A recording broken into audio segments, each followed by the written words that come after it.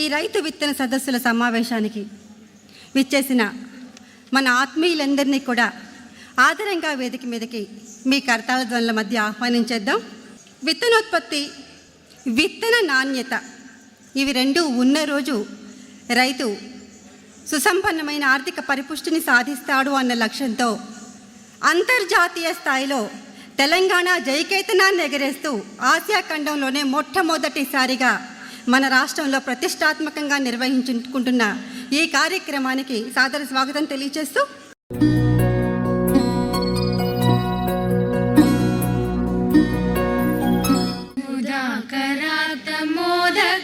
సదా విముక్తి సాధకం కళాధరావతం సగం విలాసి లోకరక్షకం అనాయకైకనాయకం వినాశితే దైత్యకం నదాశుభాశునాశకం నమామి తం వినాయకం. నదేదరాదిభీకరం నమోదితార్కభాస్వరం నమస్సురారి నిర్జరం నదాదికాపదుద్దరం సురేశ్వరం నిధీశ్వరం గజేశ్వరం గణేశ్వరం మహేశ్వరం తమాశ్రయే పరాత్పరం నిరంతరం. వ్యవసాయానికి విత్తనం మూలం. అటువంటి విత్తనాలను నాణ్యతా ప్రమాణాలను పర్యవేక్షించడంలో ప్రపంచవ్యాప్తంగా ఇస్తా ముఖ్య భూమిక వహిస్తుంది. అటువంటి సదస్సు మన రాష్ట్రంలో అట్లా ముఖ్యంగా ఆసియా ఖండంలోనే మొదటిసారిగా జరగడం మన అదృష్టం. ఈ సందర్భంగా మన రైతులకు, మన విత్తన రైతులకు అర్థమయ్యే రీతిలో తెలుగులో ఒక సమావేశం ఏర్పాటు చేసుకొని ఈ కార్యక్రమాన్ని ఏర్పాటు చేసుకోవాలన్నది మన ప్రభుత్వ భావన. గత ఎన్నో సంవత్సరాలుగా విత్తన ఉత్పత్తి చేస్తూ మన ప్రాంతంలో, భారతదేశంలోనే కాకుండా ప్రపంచవ్యాప్తంగా గుర్తింపు పొందడానికి మీరందరూ కృషి చేశారు, ఎంతో దోహదపడ్డారు. ఈ సదస్సుని స్ఫూర్తితో, మరింత ఉత్సాహంతో మీరు అధిక విత్తన ఉత్పత్తి చేసి మన రాష్ట్రానికి మరియు మన దేశానికి మంచి పేరు తేవాలని కోరుకుంటున్నాను. దానికి కావాల్సిన అన్ని సహాయ సహకారాలను వ్యవసాయ శాఖ మీకు అందిస్తుందని తెలియజేసుకుంటున్నాను. ఈ సభా సమయాన్ని ఉపయోగించుకొని మీకు ఏమైనా సందేహాలు ఉంటే ఎవరైతే ఎక్స్పర్ట్స్ వచ్చి మీకు ఉపన్యాసాలు ఇస్తారో వారిని అడిగి తెలుసుకోవాల్సిందిగా కోరుతూ మరొకసారి మీ అందరికీ ఆహ్వానం పలుకుతున్నాను. సెలవు తీసుకున్నాను. Thank you. 30 జిల్లాల నుంచి వచ్చిన రైతు సోదరులకి, జిల్లా కోఆర్డినేటర్స్ అందరికీ నమస్కారం. ఈ ఏదైతే సమావేశం ఈరోజు మనం ఏర్పాటు చేసుకున్నామో దానికి కొంత ఉపోద్ఘాతంగా అసలు ఎందుకు మనం ఈరోజు సమావేశం అవుతున్నామన్న విషయాన్ని మీకు తెలియజేయాల్సిన బాధ్యత ప్రభుత్వం మీద ఉంది. ప్రతిష్టాత్మకంగా ఏదైతే మన ఏషియా ఖండంలోనే మొట్టమొదటిసారిగా ఇస్టా కాంగ్రెస్ అంతర్జాతీయ సదస్సు ఇస్టా వారు మన హైదరాబాద్ రాజధానిని, సీడ్ బౌల్ ఆఫ్ ఇండియాని మనం తెలంగాణ రాష్ట్రాన్ని పిలుచుకుంటూ ఉన్నాం. మన రాజధాని నగరంని ప్రత్యేకంగా ఎంతో అభిమానంతో ఎంచుకొని వారు ప్రతి 3 సంవత్సరాలకు జరిపే అంతర్జాతీయ సమావేశాన్ని ఈరోజు హైదరాబాద్లో జరుపుకుంటూ ఉన్నారు. నిన్న ఆ సమావేశం మొదలైంది. ఇవాళ రేపు కూడా ఆ సమావేశం కంటిన్యూ అవుతూ ఉంది. ఈ సమావేశంలో వివిధ దేశాల నుంచి సుమారు 80 దేశాల నుంచి 400 మంది శాస్త్రజ్ఞులు, విత్తనానికి సంబంధించిన పాలసీ మేకర్స్ కానీ లేకపోతే అనుభవం ఉన్న వ్యక్తులు కానీ ప్రపంచవ్యాప్తంగా ఎవరైతే ఈ సదస్సులో హాజరు కావాలని కోరుకున్నారో వారందరికీ భాగస్వామ్యం కల్పిస్తూ ఇస్టా వారు ఆ సదస్సును మన హైదరాబాద్లో నిర్వహిస్తూ ఉన్నారు. మనందరికీ గర్వకారణం ఏంటంటే మరి ఇస్టా వారు హైదరాబాద్ని ఎన్నుకొని ఎప్పుడు ఇంతవరకు మన ఆసియా ఖండంలోనే జరగలేదు, మన దేశంలో జరగలేదు, మన రాష్ట్రంలో జరగలేదు. అలాంటిది హైదరాబాద్ని వేదికగా ఎన్నుకోవడం మనం ఒక గర్వకారణంగా చెప్పుకుంటూ మన రాష్ట్రంలో ఉండే విత్తన రైతులకు కూడా మరి మనము ప్రత్యేకమైన ఒక సదస్సును ప్రభుత్వం తరఫున నిర్వహించుకుందాం. విత్తనానికి సంబంధించిన విత్తన ఉత్పత్తికి సంబంధించిన అంశాల మీద మరి చర్చించడానికి, మీకు సరి అయిన సమాచారాన్ని ఇప్పించడానికి ఒక అవకాశంగా మేము తీసుకొని ఈ పక్కనే నోవోటెల్ హోటల్లో ఇస్టా కాంగ్రెస్ జరుగుతూ ఉంది. దాని పక్కలోనే మనం ఈరోజు సమావేశమయ్యాం.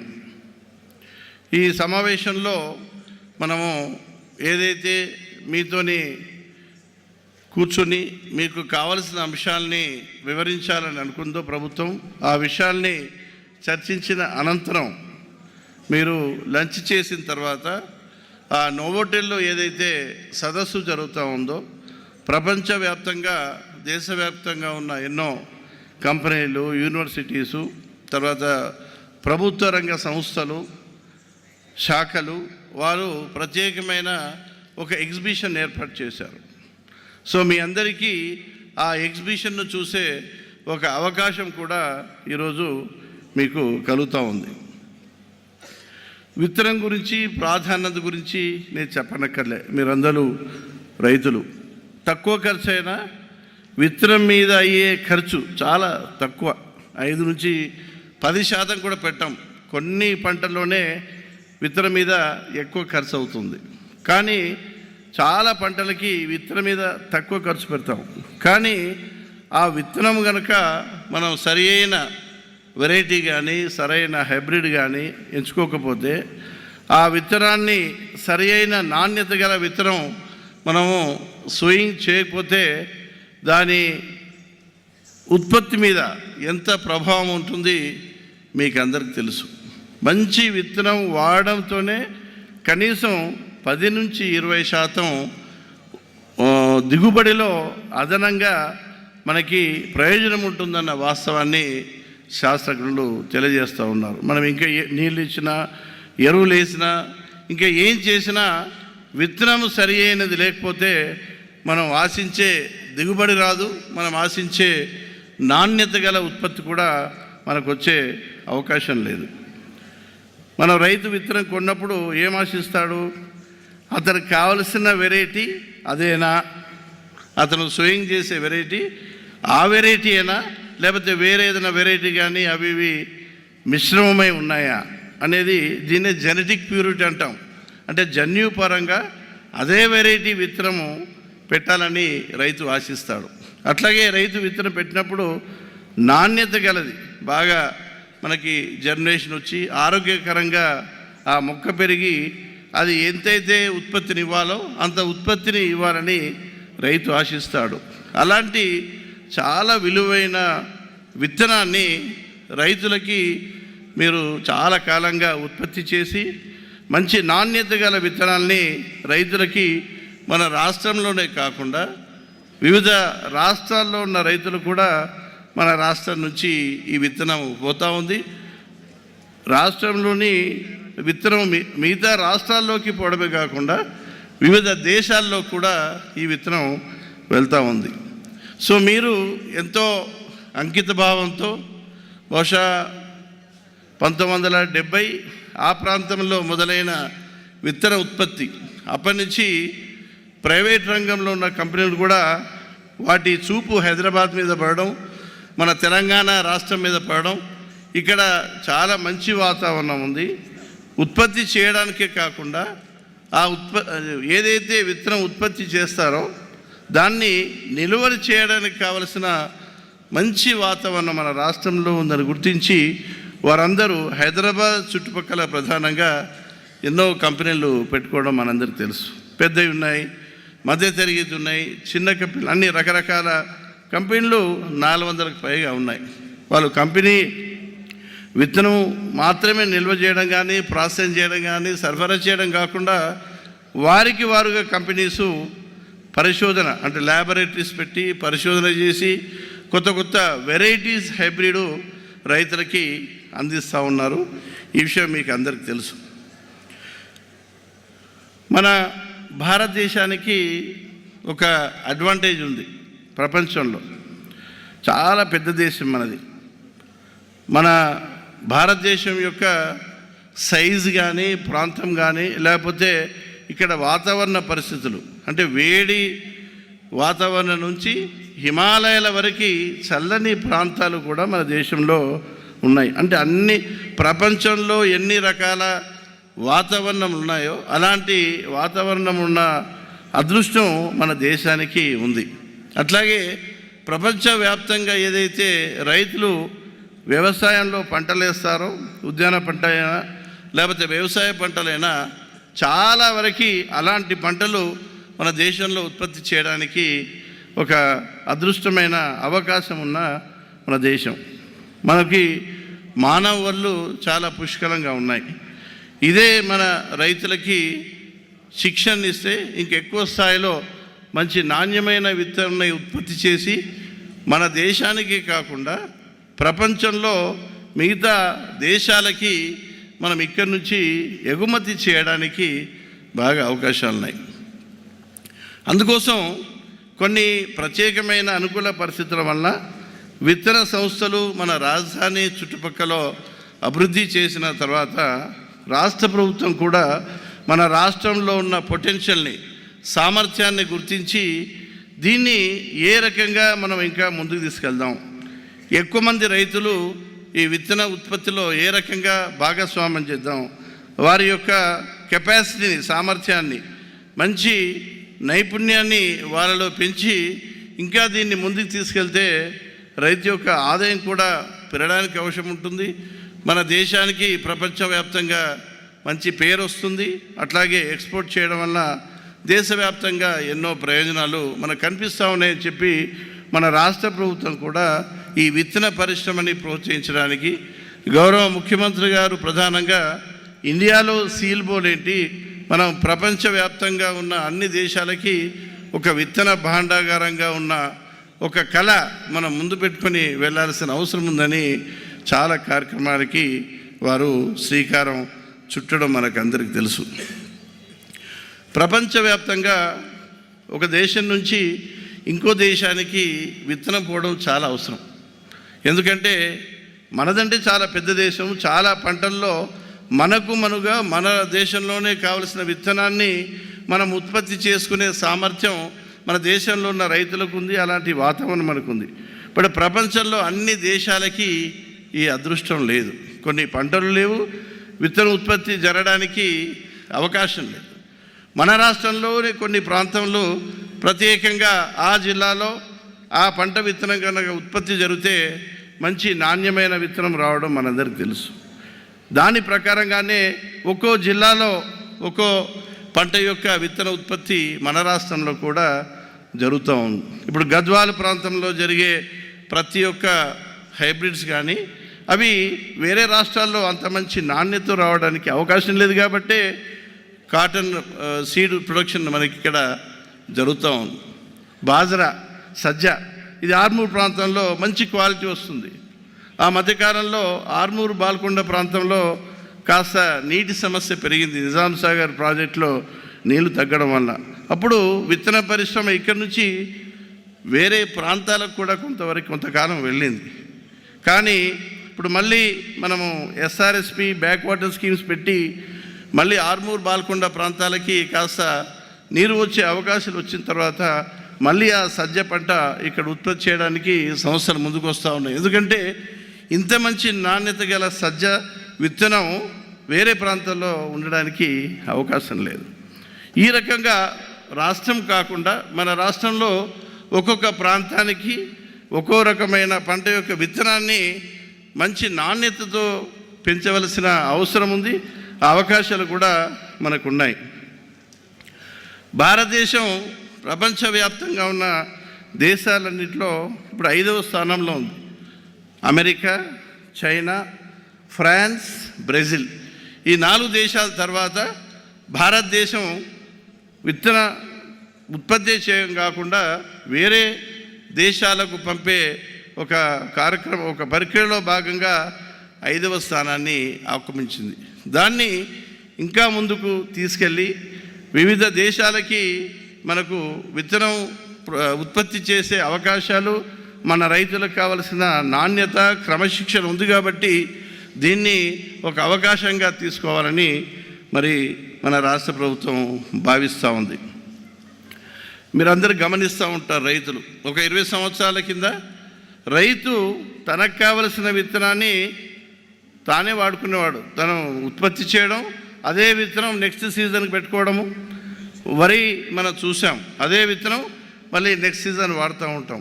కానీ రాను రాను శాస్త్ర సాంకేతిక పరిజ్ఞానంతో కొత్త కొత్త వెరైటీసు హైబ్రిడ్స్ రావడం వల్ల ప్రతి సీజన్కి రైతు కొత్తగా విత్తనాన్ని కొనుక్కునే ఒక అవకాశం కలిగింది.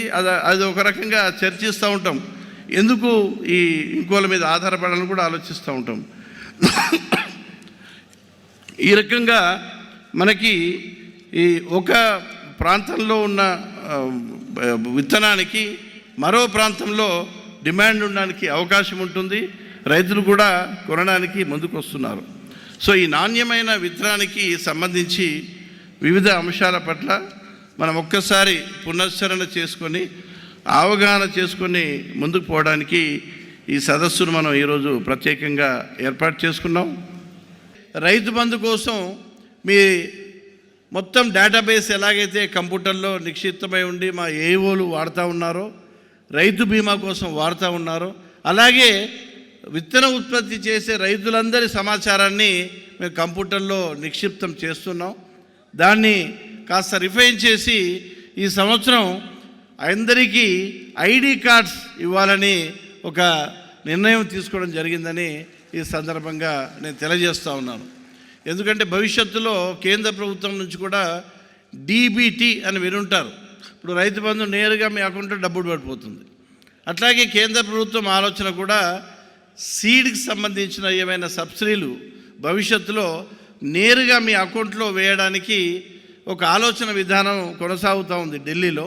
దాన్ని మనం పకడ్బందీగా మంచిగా ఉపయోగించుకోవాలంటే మనకు కూడా కంప్యూటర్లో విత్తన ఉత్పత్తిదారుల సమాచారం నిక్షిప్తం ఉంటే ఎప్పుడంటప్పుడు మనకి ఈ మీ ఫార్మర్ డేటాబేస్ ఏదైతే ఉందో కంప్యూటర్లో రైతు బంధుకి రైతు బీమాకి వాడుతున్నామో దానితో అనుబంధంగా విత్తన ఉత్పత్తిదారుల డేటాబేస్ కూడా ఉంటుంది. కాబట్టి మీకు కేంద్ర ప్రభుత్వం కానీ రాష్ట్ర ప్రభుత్వం కానీ ఏ సహకారం అందించాలన్నా, ఏ సహాయం అందించాలన్నా, లేకపోతే ఎవరు ఎంతమంది ఉన్నారు, ఏ గ్రామంలో ఎంతమంది ఉన్నారు, ఏ రకంగా మిమ్మల్ని చేరుకోవడం చాలా ప్రధానం. ఎందుకంటే రెండవ నిర్ణయం దీనికి విడబడి ఉంది. అదేంటంటే ప్రభుత్వం రెండవ నిర్ణయం ఏంటంటే విత్తన ఉత్పత్తిదారికి శాస్త్రీయ పరంగా శిక్షణ తప్పకుండా ఇవ్వాలి. మీకు కొంతమంది శాస్త్రజ్ఞులు మాట్లాడారు, ఇంత పెద్ద సదస్సులో శిక్షణ ఇవ్వడానికి అవకాశం లేదు కాబట్టి ఒక నియమ పద్ధతిలో కొంత గ్రూప్స్గా చేసి పంటల వారీగా, జిల్లాల వారీగా, గ్రామాల వారీగా రైతులకి శిక్షణ ఇచ్చే కార్యక్రమాన్ని ఈ సంవత్సరం మొదలు పెట్టాలనుకున్నాము. ఇది రెండవ నిర్ణయం. మూడవది చాలా ప్రధానమైన అంశాన్ని మీ ముందుస్తున్నాను. దానికి మీ సంకల్పం కావాలని ప్రతి ఒక్కరిని కోరుకుంటూ ఉన్నాను. మన గౌరవ మంత్రి గారు చెప్పారు, మన ప్రభుత్వం తెలంగాణ వచ్చిన తర్వాత ఒక గంభీరమైన మార్పును మీ నుంచి ఆశిస్తూ ఉందనే విషయం తెలియజేశారు. మీరు రోజు పేపర్లో చూస్తూ ఉన్నారు. సమస్య కల్తీ విత్తనం, స్పూరియస్ సీడ్ రోజు పేపర్లో చూస్తున్నాం.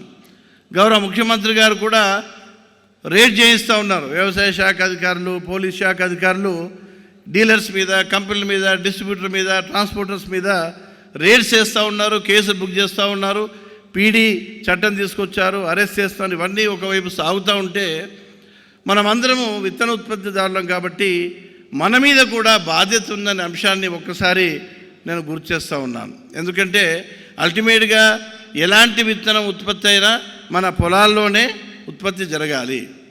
ఈ కల్తీ విత్తనం అనేది 2 పంటల్లోనే ప్రధానంగా ఉంది. మనం జనరలైజ్ చేసి మాట్లాడతాం కానీ మొట్టమొదటి పంట పత్తి, ఎందుకంటే హైబ్రిడైజేషన్ చేస్తాం కాబట్టి. రెండవ పంట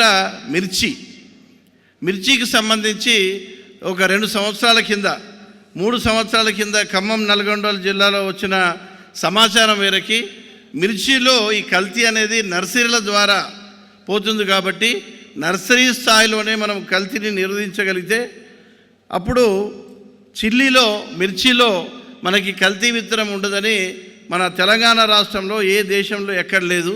ప్రత్యేకమైన చట్టాన్ని రూల్స్ని రూపొందించాం.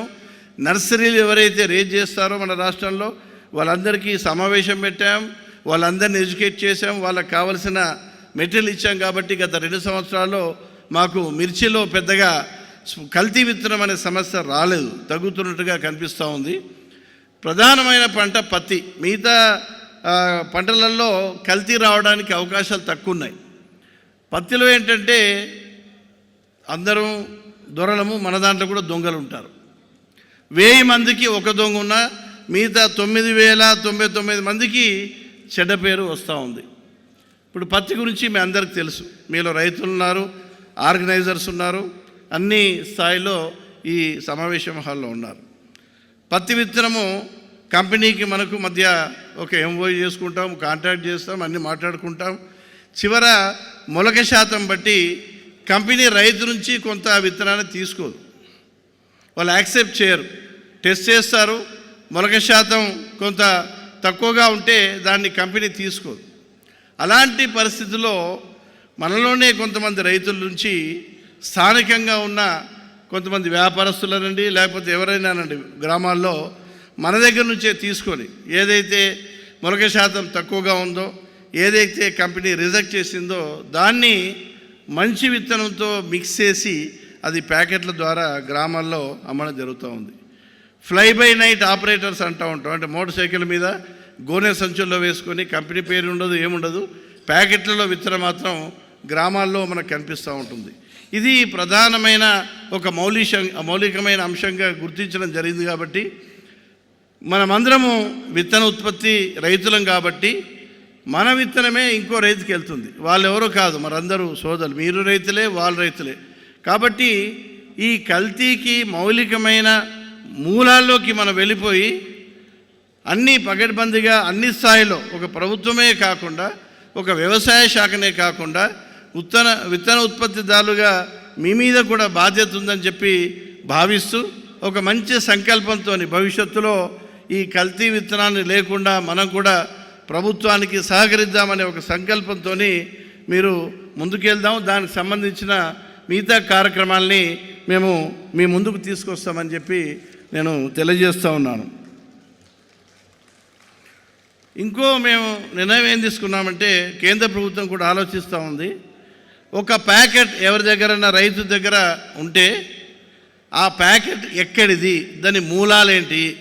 ఒక రైతు వెళ్ళి ఒక ప్యాకెట్ డీలర్ దగ్గర తీసుకున్నాడు, విత్తనము వేశాడు, బాగా రాలేదు. ఇది ఎక్కడిది విత్తనం, దీని మూలాలు ఏంటి, దీని ఫౌండేషన్ సీడ్ ఎవరు, దీని బ్రీడర్ సీడ్ ఎక్కడ, యూనివర్సిటీదా, ఎక్కడి నుంచి వచ్చిందనే చరిత్ర మొత్తం ఆ ప్యాకెట్ మీద వచ్చేలా ఒక బార్ కోడింగ్, ఆ ప్యాకెట్ని మేము కంప్యూటర్లో పెట్టేస్తే దాని మూలాలు మొత్తం మనకు వచ్చేస్తాయి. దీన్నే ట్రేసబిలిటీ అంటాం. అంటే దాని మూలాలు మనకు తెలిసిపోతుంటాయి. అప్పుడు మనకి ఆటోమేటిక్గా ఈ కల్తీ విత్తనము తగ్గడానికి అవకాశం ఉంది. కాబట్టి ఆ కార్యక్రమం మేము చేయబోతున్నాం. కాబట్టి అది కూడా మీకు తెలియజేస్తూ ఉన్నాను. మేము ఈ తీసుకున్న చర్యల వల్ల తప్పకుండా మనకి మంచి ప్రయోజనం ఉంటుందని భావిస్తూ ఈ కార్యక్రమాల్లో మీ సహకారాన్ని కోరుతూ నేను సెలవు తీసుకుంటూ ఉన్నాను.